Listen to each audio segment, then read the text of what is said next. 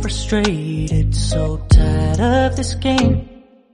Can't shake the feeling that I am to blame.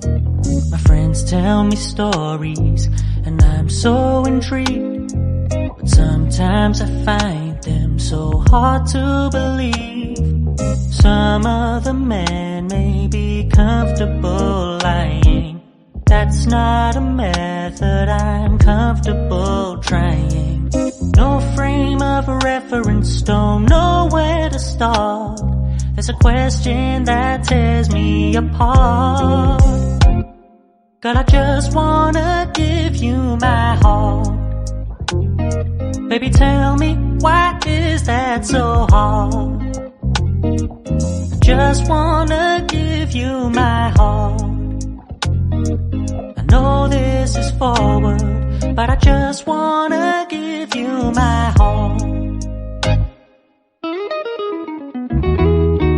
I don't like my chances of satisfying you the same way as those with experience do. I'm thinking of reasons I won't have success, but thinking's the reason I'm stuck in this mess.